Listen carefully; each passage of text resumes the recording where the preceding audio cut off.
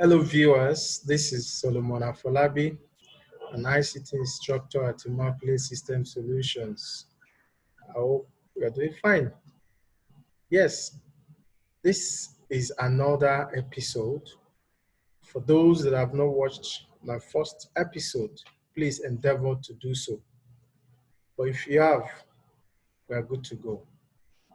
Today, I shall be discussing the pros and cons involved in e-learning. But mind you, I'll be talking basically from the angle or perspective of the teachers. That is the person that is acting like the administrator while working on e-learning platform. Now, as a teacher, you have two options when you are using e-learning platform to get across to your students. The first option, you can either teach your students live and direct. While you're teaching, your students will be watching you and be listening to whatever you are saying. That is a live teaching, a live demonstration. And as well, you can also teach them without using that live demonstration option. You prepare your lesson notes, or you prepare your slides, or you prepare your videos as a video lectures or video classes. Then you upload them on an e-learning management application. Whichever of these two methods you want to use, the most important thing is you are doing the right thing when you are using an e-learning technology. Now, let's start from the concept of teaching your students live. You want your student to be seeing you while you're teaching them. You want your students to be chatting you up, asking you questions while you're teaching. Then you want to answer them immediately. That is a live demonstration. If you want to do that, I would recommend Zoom for you. Fine. Zoom is used in other sectors apart from the academic sector. Zoom is used in the business sector as well to collaborate among staff. In the same vein, in the educational system, Zoom is also used to teach students by the student seeing you as a teacher, live and direct. They see you, they listen to you and all that. And that is why Zoom is one of the webinar tools available today. So if you want to do a live teaching or you want to do a live demonstration, for instance, there are some teachers that teach mathematics, and some teachers teach practical oriented subjects like physics, like chemistry. For instance, as a physics teacher, you want to teach electricity and you want to show them practicals that will enable you, that would make you want to do a live demonstration. Or as a chemistry teacher, you want to teach your students how to titrate, how to mix chemicals so that they can observe color changes, they can perceive smells. You know, all those things were the things we did when we were in secondary school. So if you want to do that, you might not be able to do that without having a live demonstration, because the student would want to see you do all these things.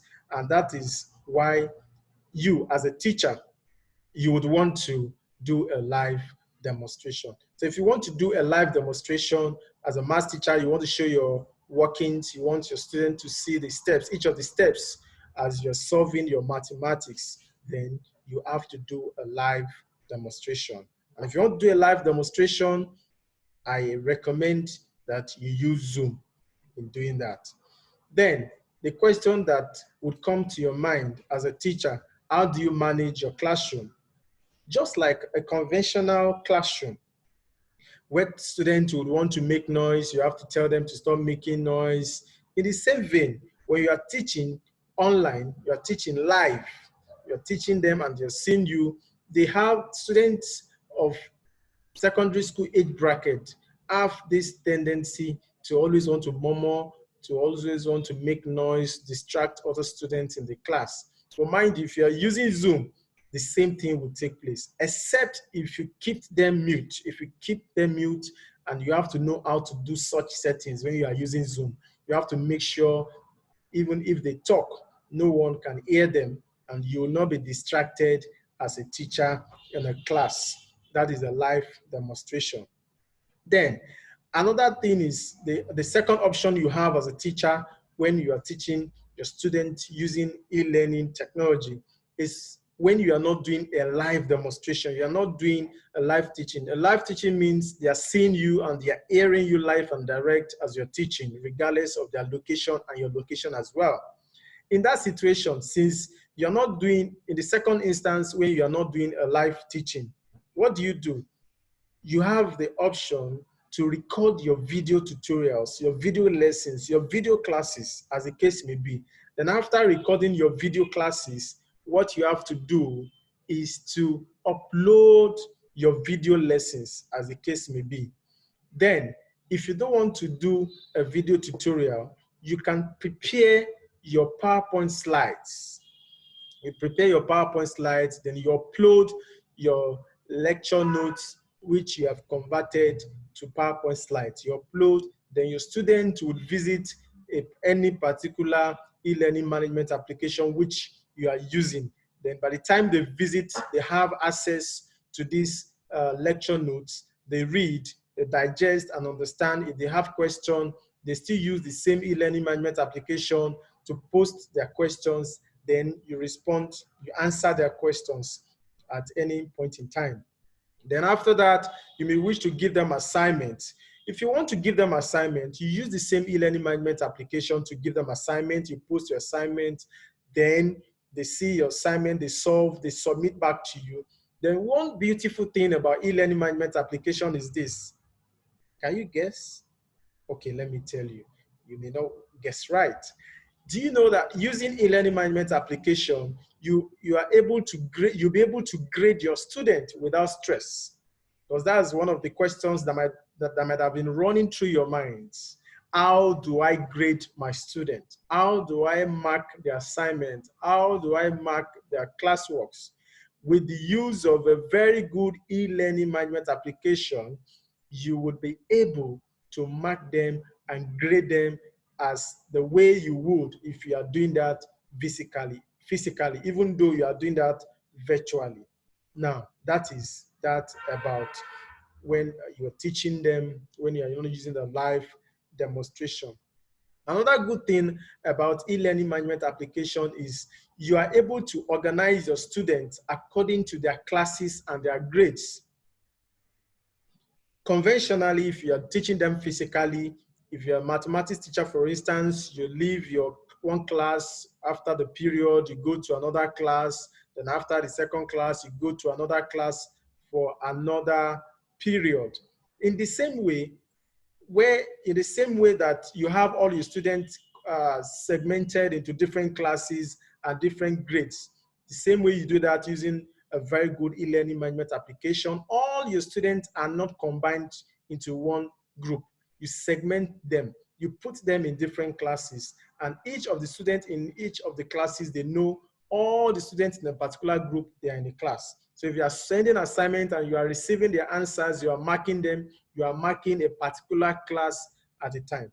Another good important thing about e-learning management application, if you have a very good one you're using, is that you'll be able to reach these students by sending them mails. You'll even be able to reach their parent or guardian, as the case may be, by sending them emails, electronic mails.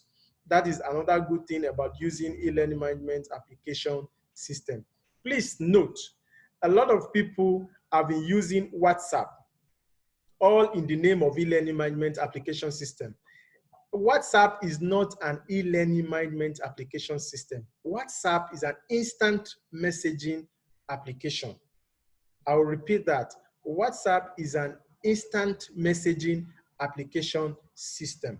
So if you've been using WhatsApp, you would have seen a lot of challenges, a lot of shortcomings, a lot of issues you'll be having, you would have been having. But instead of having such issues continually, unendingly, I encourage you to get used to using a very good and internationally recognized e-learning management application. Thank you. This is where we are going to drop the curtain at this episode.